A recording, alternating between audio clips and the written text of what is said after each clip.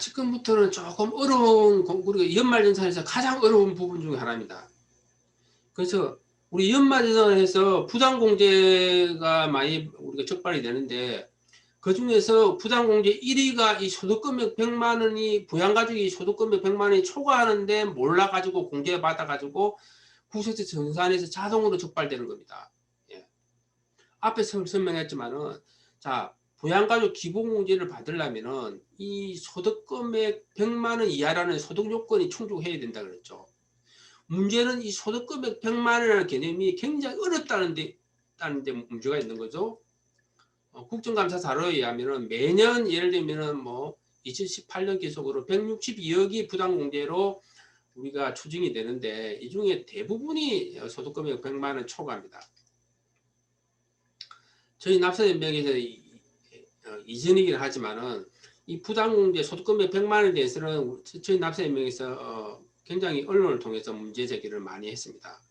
이거는 납세자가 잘못한 게 아니고 세법이 너무 복잡하고 국세청에서 너무 홍보도 안 하고, 이거는 근로소득자가 우리가 잘못한 게 아니고 오히려 복잡한 세법들을 만들고 홍보도 안 한, 예. 국세청이 더 나쁘다라고 저희가 보도자료를 낸 적이 있습니다. 자, 그러면 소득금액 100만 원이 뭔지 공부해 보도록 하겠습니다. 자, 소득에서 필요경비를 뺀 금액이 소득금액입니다. 근데 근로소득만 있는 경우에는 연봉 500만 원이 소득금액 100만 원에 해당되는 거죠. 예. 자, 그런데 여기서 중요한 거는 소득의 범위가 뭐라는 거죠. 이 소득의 범위라는 것은 모든 소득을 이야기하는 건 아닙니다. 제가 앞전에 설명했지만, 자, 소득에서 비과세 빠지죠. 예. 분리과세 빠지고, 실무적으로 보면은 또 지하경제도 빠지고요. 그래서 이 소득이라는 것은 종합소득, 양도소득, 퇴직소득 다 합치는 겁니다. 합쳐서 모든 소득을 합쳐서 단 분리과세나 비과세 빼고 합쳐서 소득금액이 100만 원이 넘어가면은 부양가족 기본공제를 하면 안 된다는 거죠. 예. 자, 그러면 비과세 소득이 뭔지 알아보도록 하겠습니다. 뭐 예를 들면 뭐 우리가 상장 주식 양도차익 주식해서 1억을 벌어도 예를 들면 이건 비과세입니다. 비과세라는 것은 소득을 안 본다는 거죠. 물론 작년 말에 이제 세법이 개정돼서 2023년부터는 주식 양도차익에 대해서 과세가 됩니다. 자, 우리가 공적연금 같은 경우에 유족연금이나 장애연금, 보훈연금은 비과세입니다. 아버지가 공무원연금 받다가 돌아가셨어요. 그리고 어머니가 유족연금 받고 있습니다. 그 금액이 300만 원을 받든 400만 원을 받더라도 일단 비과세 소득으로 본다. 그리고 2001년 12월 31일 이전 불입분에 해당되는 국민연금이나 공무원연금 받은 것도 비과세에 해당됩니다. 이 말이 무슨 이야기냐? 그러니까 작년에 퇴직해서 공무원연금을 예를 들면 300만 원을 받는다 그러면 300만 원 중에서 2001년 11월 31일 이전에 불입한 분에 대해서 연금이 그 금액에 대해서 만약에 150만 원이다 그러면 그 150만 원에 대해서는 비과세를 본다는 겁니다. 그리고 만약에 부모님이 농사를 짓고 듣는다 그러면 논농사나 밭농사는 비과세다 하는 겁니다. 그래서 시골에서 꽤 큰 논농사, 밭농사를 짓고 계시더라도 부모님이 일단 이거는 비과세로 보기 때문에 소득공제를 받으면 된다 그런 이야기입니다. 한마디로 지하경제라는 것은 소득은 발생하지만은 소득은 발생하지만은 국세청에 소득이 신고가 안 되는 겁니다. 제 아시는 분도 뭐 대학생인데 과외 수입이 한 달에 1,000만 원 정도 됩니다. 그렇지만 세무서에는 일을 한 번도 신고 안 합니다. 그래서 이분 같은 경우에는 자녀가 예를 들면 소득이 없는 걸로 국세청 컴퓨터에서는 확인이 되죠. 확인이 되기 때문에 자녀에 관한 자녀가 소득금액 100만 원 이하로 봐가지고 자녀가 쓴 뭐 신용카드나 기부금이나 이런 것들을 부모가 공제를 받을 수 있는 겁니다.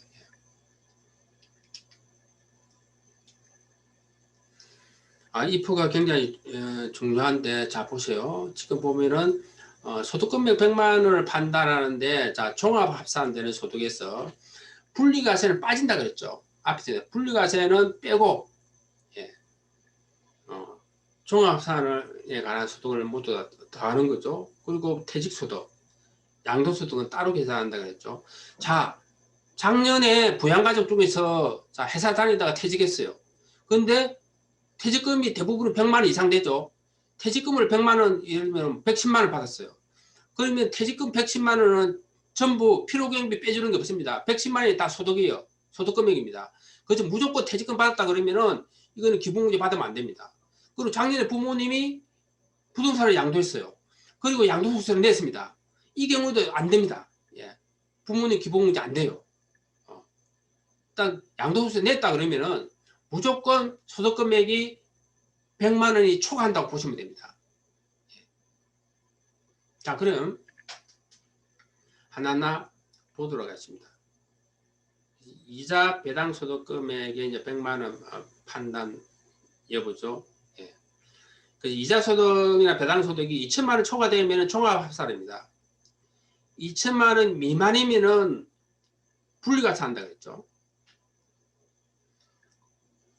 예를 들면 부모님이 뭐 은행에 예를 들면 한 10억 정도를 예금을 했는데 작년 총 이자 소득이 한 1,900만 원이다. 그러면 분리과세잖아요. 분리과세로 종결됩니다. 이거는. 분리과세로 이제 종결이 되기 때문에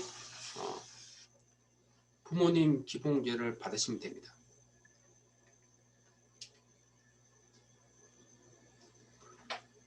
그리고 이제 근로소득만 있는 경우에는 이제 그 연봉 500만 원이 소득금액 100만 원에 해당된다 그랬죠. 그래서 연봉 500만 원이 넘어가면 근로소득이 기본공제 안 됩니다. 예. 그래서 근로소득하고 이제 다른 소득, 근로소득하고 사업소득이 같이 있다 그러면은 이거는 또 총급액이 333만 원이 소득금액 100만 원에 해당합니다. 참고로 보시면 되고요. 자, 그리고 일용직 소득. 자, 근로소득, 일용직 소득도 근로소득입니다. 근데 이거 연말정산을 하지 않아요. 자, 일용직 소득이 뭐냐? 대표적인 게 이제 건설현장. 건설현장에서 1년 미만으로 일하는 사람. 건설현장 외의 업종은 보통 3개월 미만에 일하는 사람이죠. 이런 사람은 그냥 일당으로 계산해서 그냥 세금을 뗍니다. 그래서 우리 일용직 근로자가 굉장히 많습니다. 한 해에 거의 뭐 800만 명 이상의 일용직 근로자가 있고요. 그리고 뭐 연봉이 뭐 1억 이상 되는 사람도 한 1만 명 정도 됩니다. 자, 부모님이 일용직 근로소득인데 1년에 소득이 1억이에요. 기본공제 받아도 됩니다. 왜? 일용직 소득은 금액이 아무리 많더라도 분리과세 소득, 소득을 안 본다는 거예요. 예. 소득금액 계산할 때 소득을 안 본다는 거예요. 자, 그러면은 부양가족 중에서 아르바이트 소득이 있는데 예를 들면은 어떤 소득이냐 판단을 어떻게 하느냐. 사실 근로소득자가 부양가족이 어디 일을 하고 돈을 받았는데 이 소득이 연말정산하는 뭐 근로소득인지 그럼 일용직 소득인지 사업소득인지 기타 소득인지 판단하기 어렵습니다. 굉장히 판단하기 굉장히 어려워요. 일단 지방소득세 포함해서 3.3%로 원청지수 당했다면 이게 사업소득이고요.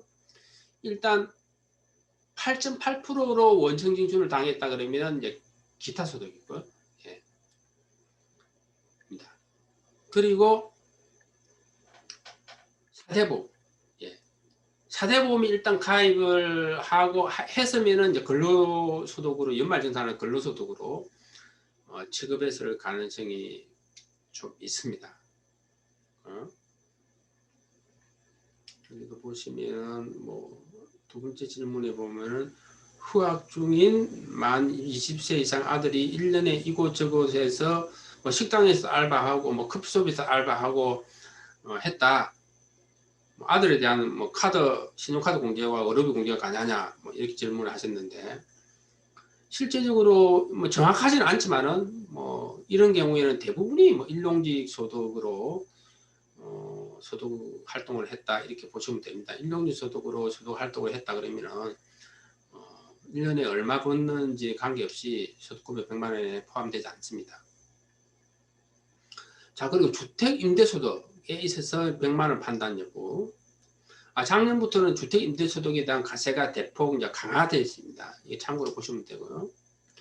그래서 부모님이 만약 주택 임대소득이 있다 이렇게 하시면 주택 임대 수익 금액이 2천만 원 이하이고 분리과세를 선택하시면 기본공제가 가능합니다.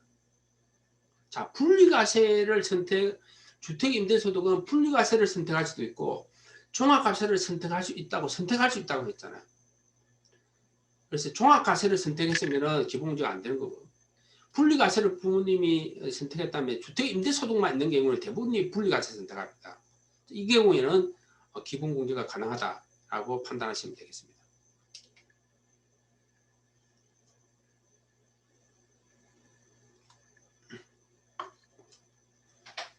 이거는 종합소득세 확정신고서인데 이제 사업소득자, 부양가족이 사업소득이 있는 경우에는 여기 나오다시피 이제 종합소득 금액 19번이 100만 원이 사실상 넘어가면은 부양가족 기본공제를 받으면 안 됩니다. 근데 사업소득자 같은 경우에는 소득금액을 어떻게 계산할까요? 이게 조금 복잡한데, 첫째, 장부로 기장하는 경우에는 매출액에서 실제 비용을 뺀 금액이 소득금액입니다. 만일에 적자를 봤다 그러면은 예를 들면 소득금액이 100만 원이 안 되는 거죠. 그렇지 않고는 뭐 대부분이 소득금액이 100만 원 넘어가겠죠. 자, 장부로 기장하지 않는다 하면은 매출액이 조금 적으면은 예를 들면 단순경비율로 예를 들면 필요경비를 계산하고요. 기준경비 조금 매출액이 높으면은 기준경비율로 계산을 합니다. 이거는 한번 보시면 되고요. 그래서 주택 임대 예를 들면은 임대 수입으로 한번 예시를 들어보면은 자, 주택 임대 사업자가 장부를 기장했습니다. 그러면 임대 수입이 있을 거 아닙니까? 여기에 필요경비, 실제 뭐 자산세부터 해서 뭐 이자 비용, 뭐 중개 수수료 이게 필요경비입니다. 뺀 금이 임대 소득 금액이고요. 그리고 장부를 기장하지 않을 때는 만약 임대 수익 금액이 200만이다 하면은 필요경비를 어떻게 계산하느냐? 단순경비를 무조건 42.6%로 국회청에서 정해놓았습니다. 그래서 200만원 곱하기 42.6%를 곱한 게 필요경비입니다. 85만 2천원이 필요경비죠. 그래서 200만원에서 85만 2천원을 빼면은 임대소득금액이 100만원이 넘어갑니다. 예, 이 경우는 기본공제가 안 되는 거죠. 자, 그리고 이게 인적용역 사업자라 그러는데요. 만일에 배우자가 학습지 교사다 했다, 뭐 보험 모집을 했다, 뭐 방문 판매를 했다. 이런 경우에는 이제 우리가 돈을 받을 때 원천징수를 합니다. 보통 3.3% 원천징수를 하죠. 3.3% 원천징수를 하면은 이거는 사업소득자입니다. 장부로 기장을 하지 않을 때 이것도 똑같이 총 수입이 500만 원이라 그러면은 단순경비율 75%를 곱한 금액이 예를 필요경비고 빼면은 소득 금액이 125만 원이기 때문에 기본공제, 배우자 기본공제를 받으면 안 되는 거죠. 그렇지, 배우자가 100만 원이 초과, 소득 금액이 100만 원이 초과하면 배우자 기본공제도 안 되죠. 150만 원. 배우자가 가입한 부양성 보험료도 공제 안 됩니다. 기부금, 신용카드 공제도 공제가 안 되죠. 그래서 불이익이 굉장히 많습니다. 그래서 실질적으로 뭐 학습지 교사 같은 경우에는 연수입이 400만 원이 넘어가면은 이제 소득금액 100만 원이 초과하는데 만일에 작년에 4월달까지 학습지 교사를 했다. 그래서 뭐 세전은 소득으로 410만 원이다. 이렇게 하면은 사실 뭐 배우자에 관한 모든 우리가 공제가 안 됩니다. 그래서 굉장히 남편이 한계소율이 높은 계층에서는 굉장히 불이익이 굉장히 많습니다.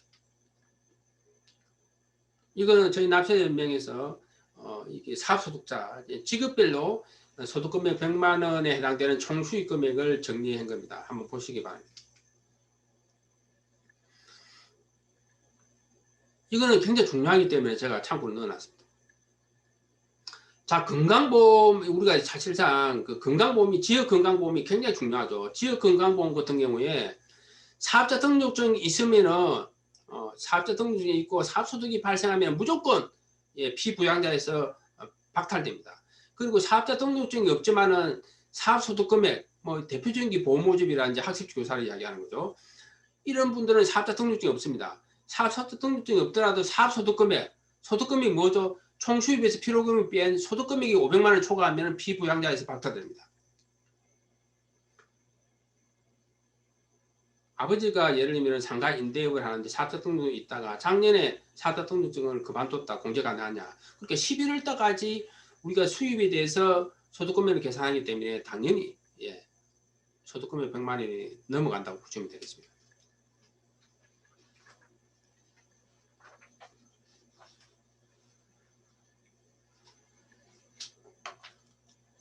자, 연금소득 같은 경우에는 보통 뭐 사적연금이라는데, 사적연금 같은 경우에는 수입이 1,200만 원 이하는 분리과세이기 때문에 기부공제가 가능하고 1,200만 원 초과하면 기부공제가 불가능합니다.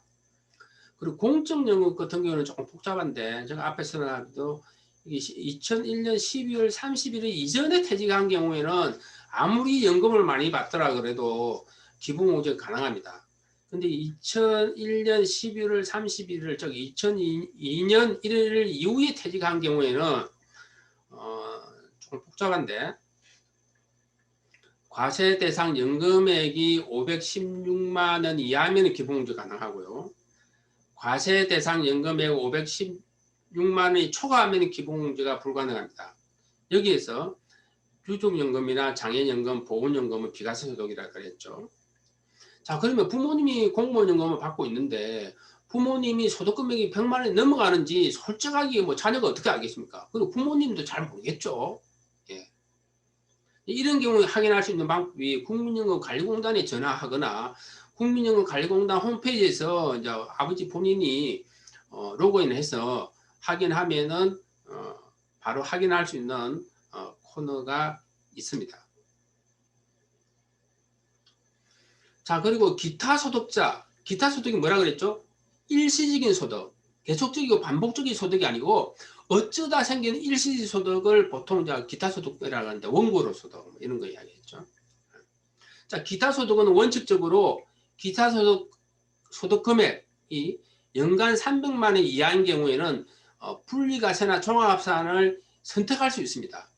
그래서 연간 300만 원에 해당되는 우리가 수익 금액이 얼마냐는 것을 알 필요가 있죠. 저 필요경비가 보통 60%입니다. 일반적으로 기타 소득은 필요경비가 60%라고 보면은 소득금액 100만 원에 해당되는 금액이 250만 원이고 소득금액 300만 원에 해당되는 수익 금액이 750만 원입니다. 그래서 보통 경우에 총 수입에서 보수받는데 8.8%로 예를 들면 지방소득세 포함해서 원칙지수 당하면 기타 소득으로 보시면 되겠습니다.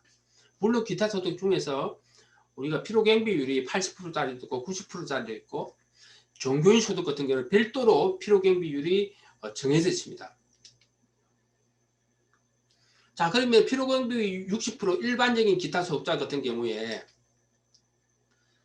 우리가 그 총 수입이 250만 원이 소득금액 100만 원에 해당된다 그랬죠. 250만 원이 소득이 안 되면은 당연히 소득공제 받으면 됩니다. 자, 그런데 소득금액 300만 원이 총 수입 350만 원에 해당된다 그랬죠. 이거 750만 원, 총 수입이 기타 소득금액이 750만 원 넘어가면 소득공제 받으면 안 됩니다. 자, 그런데 250만 원에서 750만 원 사이에 있을 때, 소득금액이 100만 원에서 300만 원 사이에 있을 때는 확정 신고를 하면은, 예를 들면 소득공제를 받으시면 안 되고, 확정 신고를 안 하면은 부양가족이 소득공제를 받으면 됩니다. 확정 신고를 해서 미리 낸 세금, 기타 소득 원천지주 영수증을 원천세를 환급을 받게 되면은 소득공제 기본공제가 안 된다는 그런 의미입니다.